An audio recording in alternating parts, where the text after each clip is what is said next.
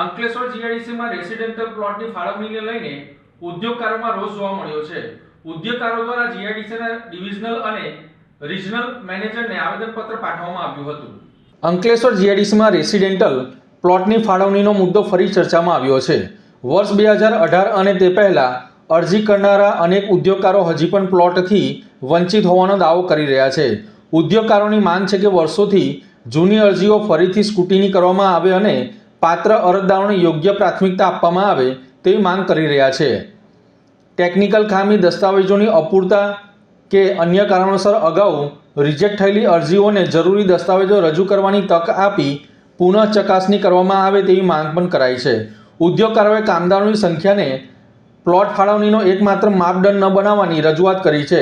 1000 ચોરસ મીટરના residential colony plot માટે કરાયેલી અરજીઓની પણ પુનઃ ચકાસણી કરવાની માંગ કરી છે।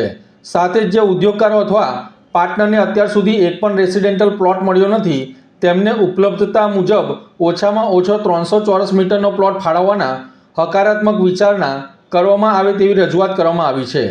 જીઆઈડીસીના કર્મચારીઓને ફળવાયેલા રેસિડેન્શિયલ પ્લોટની પાત્રતા અને વાસ્તવિક જરૂરિયાત અંગે પણ પારદર્શક રીતે પુનઃ ચકાસણી કરવાની માંગ ઉઠી છે।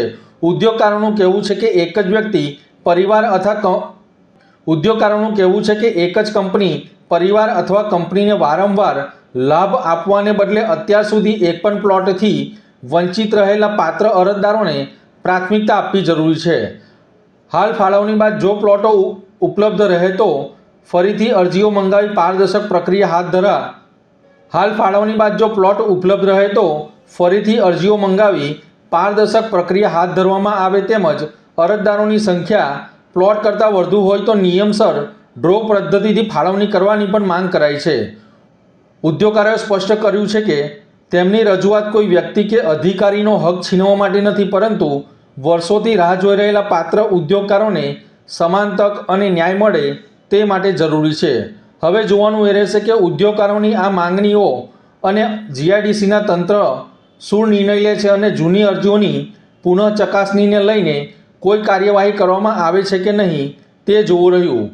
હાલ આ સમગ્ર મામલાને લઈને ઉદ્યોગ મંડળના કેટલાક લોકો દ્વારા રજૂઆત કરવામાં આવી હતી। તાજેતરમાં જીઆઈડીસી દ્વારા જે પ્લોટ અલોટમેન્ટ થયું છે એની સામે ઉદ્યોગકારોનો રોષ વ્યાપેલો છે, કેમ કે 1500 એપ્લિકેશનો 2018થી 1500થી પણ વધુ એપ્લિકેશનો 2018થી વેઇટિંગમાં હતી અને સ્ક્રુટિની માટે 2 વાર વિન્ડો ખોલી અને સ્ક્રુટિનીના પેપર મંગાવ્યા છતાં પણ 1400થી વધુ એપ્લિકેશનો રિજેક્ટ થઈ છે અને ફક્ત 162 પ્લોટ જ ઉદ્યોગકારોને ફાળવાયા અને જીઆઈડીસીના કર્મચારીઓને 174 પ્લોટ જીઆઈડીસીના કર્મચારીઓને છેલ્લા 3 મહિનામાં 340 પ્લોટ ફાળવાયા છે। તાજેતરમાં 272 વત્તા પાછલા 2 મહિનામાં એમ કરીને તો એની સામે ઉદ્યોગકારોમાં રોષ વ્યાપેલો છે।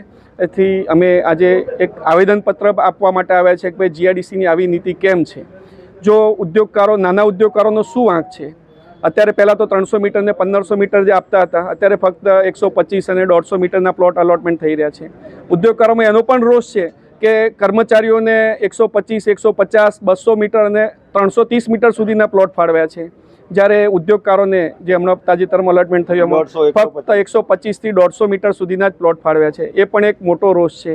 તો આવી બેધારી નીતિ શા માટે? અને ખાસ કરીને અમારી વિનંતી છે કે કર્મચારીઓને પ્લોટ નથી ફાળવાતા અમારા, પહેલાં તો અમારે સ્ટાફ ક્વાર્ટર માટે કે સ્ટાફની કોલોની માટે પ્લોટ ફાળવતા, અત્યારે ફક્ત પ્રોપ્રાઇટર પાર્ટનર્સને જ પ્લોટ ફાળવી રહ્યા છે। તો તમારે ત્યાં કર્મચારીઓ કેટલા કામ કરે છે એ ક્રાઇટેરિયા ન હોવો જોઈએ। જે રિજેક્ટ કરવાનું એમનું મુખ્ય કારણ છે એ અમે ગઈકાલે એસોસિએશન સાથે પણ મિટિંગ કરી હતી અને એ પણ એમનો પણ પ્રતિસાદ સારો હતો, એમને પણ આજે લેટર લખ્યો છે। પણ ઉદ્યોગ સમૂહની લાગણીને માગણીને માન આપીને અમે આજે આવેદનપત્ર આપવા માટે અત્રે ઉપસ્થિત થયા છીએ। અમે આશા રાખીએ કે અમારી આ લડત શાંતિ સંપૂર્ણ રહેશે અને અમારે કોઈ આમાં ગાંધી ચિંતા માર્ગે ન જવું પડે એવું જીઆઈડીસી દ્વારા અમને આશ્વાસન આપવામાં આવ્યું છે અને એ આશ્વાસન એવું પૂરું કરે અને અમને તાત્કાલિક અલોટમેન્ટ કરે એવું। હા, અંકલેશ્વર, પાનોલી અને ઝઘડિયા પહેલેથી જે ક્રાઇટેરિયા હતો કે 3 એસ્ટેટને અહીંયા આપવા, એટલે એ આપેલા છે અને આપી દીધા છે। અને અમને જે 174 જે પ્લોટ ફાળવ્યા છે એની સામે અમને કોઈ જ રોષ નથી, એ આપણા ભાઈઓ જ છે। પણ અમને જેને નથી મળ્યા એ ઉદ્યોગ સમૂહ માટેથી અમે અત્યારે હાલ ઉપસ્થિત થયા છીએ। એ પ્લોટ અમે ક્યારેય કેન્સલેશન કરવા માટેની કોઈ એપ્લિકેશન, અરજી ક્યારેય કરીશું નહીં।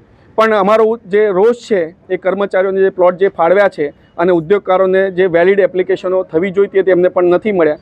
કેટલાક ઉદ્યોગો એવા છે કે 30-35 વર્ષથી પણ નથી મળેલા, એવા પણ અન્ય લગભગ 40-50 વર્ષ 40-50 તો એમના 30-30 વર્ષવાળા છે અને 20 વર્ષવાળા તો હું પોતે પણ છું ને ઘણા બધા છે.